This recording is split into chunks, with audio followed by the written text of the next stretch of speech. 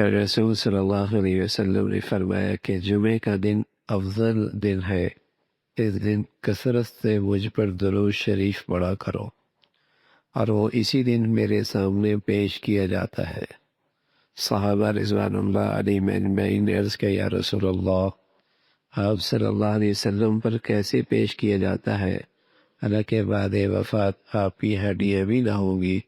تو پیارے رسول صلی اللہ علیہ وسلم نے فرمایا، اللہ تعالیٰ نے ہمیشہ کے لیے زمین پر انبیاء علیہ السلام کا بدن حرام کر دیا ہے۔ نبی علیہ السلام نے فرمایا کہ تمام دنوں سے بہتر جمعے کا دن ہے۔ آپ علیہ السلام نے فرمایا، جمعے میں ایک ساعت ایسی ہے، ایک گھڑی ایسی ہے، اگر کوئی مسلمان اس وقت اللہ سے دعا کرے تو ضرور قبول ہو۔ کہ نبی صلی اللہ علیہ وسلم نے فرمایا، جمعے میں ایک ساعت ایسی ہے، ایک گھڑی ایسی ہے، اگر کوئی مسلمان اس وقت اللہ سے دعا کرے تو ضرور قبول ہو۔ شیخ عبدالحق محدث دہلوی رحمۃ اللہ علیہ نے ان شرح سفر السعادات میں دو قولوں کو ترجیح دی ہے کہ وہ گھڑی خطبہ پڑھنے کے وقت سے نماز ختم ہونے تک ہے۔ نمبر 2، یہ کہ وہ ساعت اخیر دن میں ہے، اور اسی دوسری بات کو ایک بڑی جماعت نے اختیار کیا ہے۔ بہت سی صحیح حدیث میں اس کی تائید ہے۔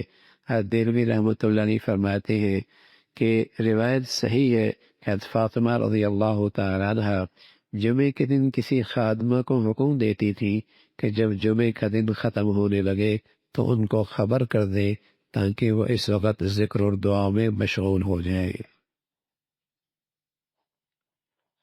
اگر دنیا کا کوئی حاکم اعلان کر دے کہ جو اس وقت سے اس وقت تک میرے پاس آئے گا میں اس کی حاجت پوری کر دوں گا، کیا حال ہوگا؟ اور یہاں حاکموں کا حاکم، بادشاہوں کے بادشاہ کے بارے میں سچے نبی خبر دے رہے کہ ایک وقت ایسا ہے، ایک گھڑی ایسی ہے کہ جو اس وقت اللہ کے دربار سے مانگنا چاہے مانگ لے، اسے وہ عطا کیا جائے۔ پورا دن ویسے ہی ایسا ہونا چاہیے کہ اس میں اللہ سے چپکے چپکے اٹھتے بیٹھتے کچھ نہ کچھ مانگتے رہنا چاہیے۔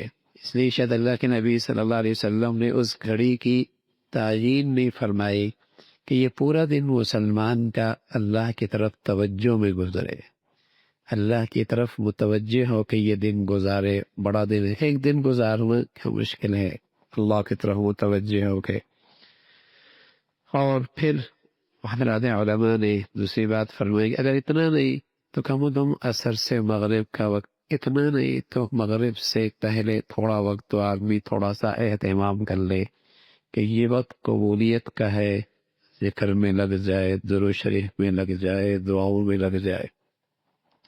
تو آپ علیہ الصلوۃ والسلام نے ایک بات تو یہ فرمائی کہ اس دن کثرت سے درود شریف پڑھا کرو، یہ مجھے اسی دن پہنچا دیا جاتا ہے۔ اور دوسری بات فرمائی کہ اس وقت ایک گھڑی ایسی ہے اس دن کہ جس میں اللہ دعا ضرور قبول فرماتے ہیں۔ ہر مسلمان کو چاہیے کہ جمعے کا اہتمام، جلدی اہتمام جمعرات کے دن سے کرے۔ جمعرات کے دن عصر کے بعد استغفار وغیرہ زیادہ کرے، اپنے پہننے کے کپڑے، خوشبو، جس قدر صاف ستھرا لباس جمعے کا اہتمام ہو۔ جمعے کے دن غسل کرے، سر کے بالوں کو، بدن کو خوب صاف کرے۔ صاف کرنے میں اس دن بہت فضیلت رکھتا ہے۔ جمعے کے دن غسل کے بعد صاف ستھرے عمدہ کپڑے جو اس کے پاس ہو پہنے، ممکن ہو تو خوشبو لگائے، ناخن وغیرہ صاف کرائے، بدن کے زائد بات کو صاف کرے۔ جامع مسجد میں بہت سویرے جائے، جو شخص جتنی جلدی جائے گا اسی قدر اس کو ثواب زیادہ ملے گا۔ مسلمانوں کے ہاں جمعے کا دن بہت بڑا دن ہے، بہت بڑا دن ہے، بہت افضل دن ہے، بہت شان رکھتا ہے۔ اس کا اہتمام ہوتا تھا، بلکہ علماء نے لکھا ہے کہ خیر القرون اچھے دور میں جیسے مسلمان عید کے دن سویرے سویرے گلیوں سے گلیاں بھری ہوتی تھیں، عیدگاہ کی طرف آ رہے ہوتے تھے، ایسے ہی مسلمان جمعے کے اہتمام کے ساتھ اللہ کے گھر میں جمعہ پڑھنے بھی آیا کرتے تھے۔ کیسے اہتمام کر سویرے سویرے جلدی جلدی، لیکن اگر اس قدر جلدی نہ بھی ہو سکے تو کچھ نہ کچھ اہتمام ضرور ہو، جس میں اس بات کا وہ نظر آئے کہ اسے واقعی جمعے کا عظمت کا، فضیلت کا احترام ہے، قدر ہے۔ جمعے کی نماز کے لیے پیادہ جانے میں ہر قدم پر 1 سال روزہ رکھنے کا ثواب ملتا ہے، 1 سال روزہ رکھنے کا ثواب ملتا ہے۔ اس اوقات یہ ثواب و جواب ہمارے دلوں میں کوئی کشش نہیں پیدا کرتے ہیں۔ اگر یہ کہہ دیا جائے کہ 1 گھنٹے کے اندر 1 لاکھ روپے ملتا ہے تو یہ فوراً دل میں ایک کشش پیدا کرتی ہے، حرکت پیدا کرتی ہے، ایک شوق پیدا کرتی ہے۔ 1 لاکھ کا ثواب ملے گا، 2 لاکھ کا ثواب ملے گا، اتنے نفلوں کا ثواب ملے گا، یہ میرے اندر حرکت نہیں پیدا کرتی۔ سچی بات ہے، آخرت کی منڈی کا وہ تصور، وہ یقین جو مسلمانوں کے ذہنوں میں ہونا تھا، وہ رخصت ہو گیا ہے۔ اس لیے اجر و ثواب کی باتیں میرے دل کی دنیا کو اتنی متاثر نہیں کرتی کہ یہ بھی کوئی چیز کام کی ہے۔ اگر آج اسے کہہ دیتے 1 سے 100 ملنے والے ہیں، 1 گھنٹے کے اندر اگر کاروبار کر لے گا، اس وقت اگر تو یہ کر لے گا تو 1 کے 1 لاکھ ملیں گے، کتنی اندر ایک حسرت پیدا ہوگی، نہ کر سکے، اور کرنے پہ تو اپنی پوری توانائی لگا دے گا۔ تو اللہ کے نبی صلی اللہ علیہ وسلم نے یہ جو اجر و ثواب بتائے ہیں، یہ آخرت کی زندگی جتنی ہی استہزاء سامنے ہوگی۔ آپ فرما کر ایک مرتبہ آپ سفر سے جا رہے تھے، حضرت عبداللہ ابن عمر رضی اللہ تعالیٰ عنہ استاد تھے، ساتھ قبرستان تھا۔ آپ نے فرمایا عبداللہ، اگر اس قبر والے کو اٹھایا جائے نا اور اس سے پوچھا جائے کیا چاہتے ہو، تو یہ کہے گا کہ مجھے ساری دنیا کا خزانہ مل جائے، اتنا مالدار بنو، تو میں اس بات کے لیے تیار ہوں کہ میں یہ سارا ہی دے دوں، اور مہلت چاہوں کہ مجھے 2 رکعت نفل پڑھنے کی مہلت مل جائے۔ وہاں پتہ چلے گا ان نیکیوں کی کیا قدر و قیمت ہے، وہاں پتہ چلے گا ان نیکیوں کی کیا قدر و قیمت ہے۔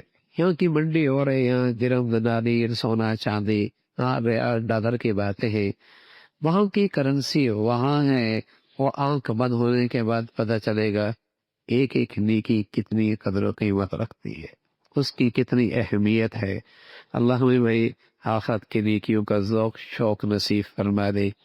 نبی علیہ الصلوۃ والسلام جمعے کے دن فجر کی نماز میں سورہ الم نشرح میم سجدہ اور سورہ دہر پڑھتے تھے۔ ان صورتوں کو جمعے کے دن فجر کی نماز میں پڑھنا مستحب سمجھ کے پڑھا کرے، کبھی کبھی ترک بھی کر دے تاکہ لوگوں کو اس کے واجب ہونے کا خیال نہ ہو۔ جمعے کی نماز میں نبی علیہ الصلوۃ والسلام سورہ جمعہ یا سورہ اعراف، سورہ غاشیہ پڑھا کرتے تھے۔ آپ علیہ الصلوۃ والسلام اس کا اہتمام فرماتے تھے۔ اللہ رب العزت بھائی ہم سب کو جمعے کی فضیلت کا اور جمعے کا اہتمام کے توفیق نصیب فرمائے۔